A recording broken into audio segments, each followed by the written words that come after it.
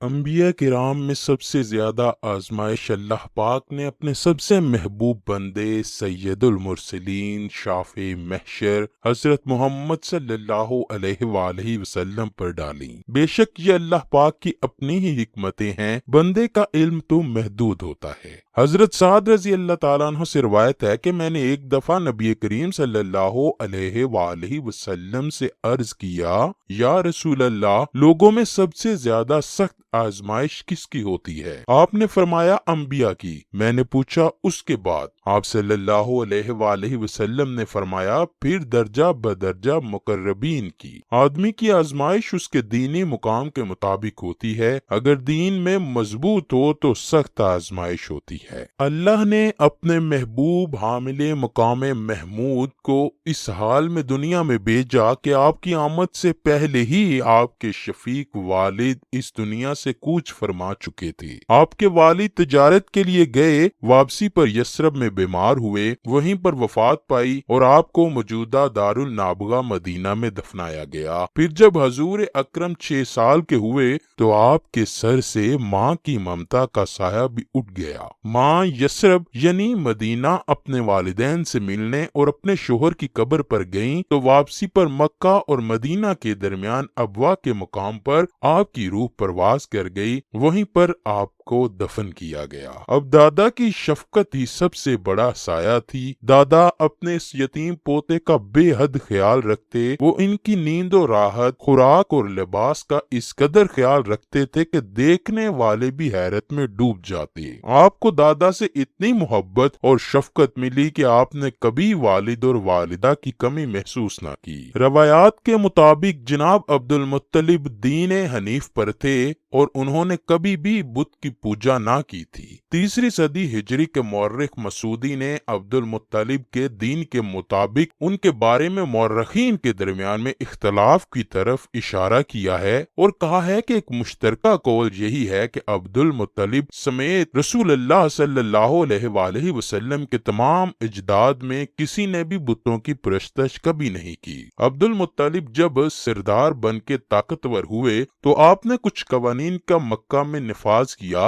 جن کو اللہ کے نبی نے بھی بعد میں پسند کیا، جیسا کہ نظر کی وفا، دیت کے لیے 100 اونٹوں کا تعین، محارم کے ساتھ نکاح کی ممانعت، چھت کے راستے سے گھروں میں داخل ہونے کی ممانعت، چور کا ہاتھ منقطع کرنا، بیٹیوں کے قتل سے نہیں، مباہلہ، شراب کو حرام قرار دینا، زنا کو حرام قرار دینا، زانی اور زانیہ پر حد کا نفاذ، قرا برہنگی کی حالت میں طواف کی ممانعت، مہمان کی تکریم، پاک اور جائز اموال میں سے حج کے اخراجات کی ادائیگی، طواف کے لیے 7 چکر، حرام مہینوں کی تعظیم، ریا اور منافقت کی نفی۔ ناظرین گرامی، یہ اسی دور کی بات ہے کہ جب 70 سال بعد یمن کو سیف حمیری نے حبشیوں کے قبضے سے چھڑا کر وہاں پر اپنی حکومت قائم کی تو عبد المطلب جب اس سے مل کر آئے تو انہوں نے بے شمار تحفے دیے اور عبد المطلب کی ایسی عزت کی کہ جیسے وہ بڑے بادشاہ ہوں۔ اس واقعے کے بعد سے حضرت عبد المطلب کا مکہ میں رعب اور دبدبہ پہلے سے بھی زیادہ ہو گیا۔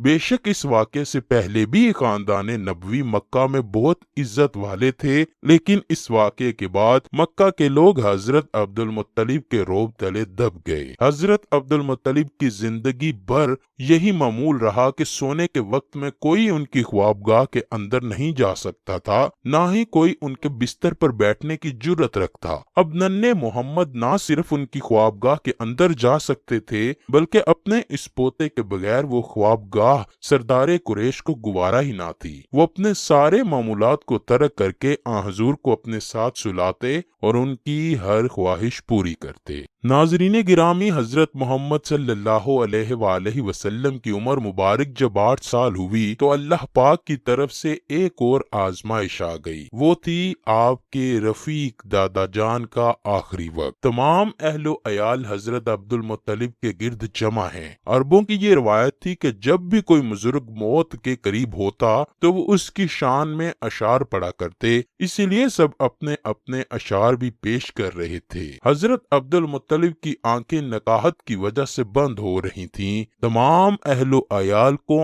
حضور کے ساتھ حسن سلوک کی وصیت فرمائی۔ خصوصی طور پر حضرت ابو طالب کے ہاتھ میں حضور نبی کریم کا ہاتھ دیکھ کر فرمایا، اے میرے بیٹے سن لے اور یہ ذہن نشین کر لو کہ یہ کوئی عام نہیں بلکہ اللہ کا خاص بندہ ہے، جس کے قدم کے نشان ہمارے جد امجد ابراہیم کے قدموں کی تصویر ہے۔ اب میرا بیٹا تمہاری تحویل اور کفالت میں ہوگا، اس کا خاص خیال رکھنا۔ یہ سنتے ہی ابو لہب آگے بڑھا اور کہا، محمد کو میرے حوالے کریں، کیونکہ میں اپنے سارے بھائیوں میں زیادہ مال و دولت والا ہوں، میں اس کی اچھے سے پرورش کروں گا۔ لیکن اللہ کو یہ منظور نہ تھا۔ عبد المطلب نے آنکھیں کھولیں جن میں سرخی واضح تھی۔ پورا خاندان سمجھ گیا کہ ابو لہب کی اس بات سے عبد المطلب کو بے حد تکلیف ہوئی۔ عبد المطلب نے دوبارہ تلقین کی کہ میرے بعد محمد کی نگرانی ابو طالب کے سر ہے۔ سبھی خاندان سن رہا تھا اور غم سے نڈال تھا۔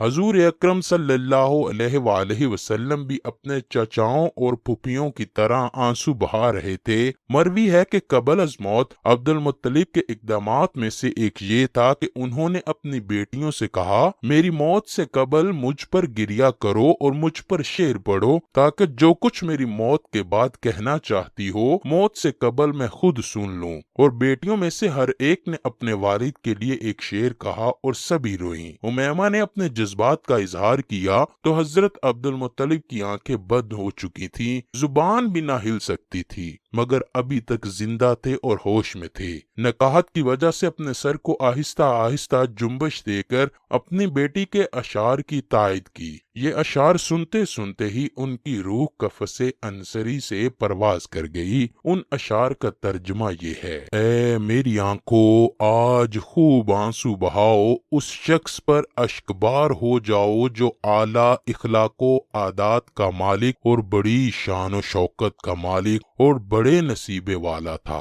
ضرورت مندوں کا سرپرست، خوبصورت اور عالی مرتبت تھا۔ مکہ میں حضرت عبد المطلب کے انتقال سے کوہرام مچ گیا۔ پورا مکہ جنازے کے لیے چلا اور انہیں مکہ سے باہر ہجون میں دفن کیا گیا۔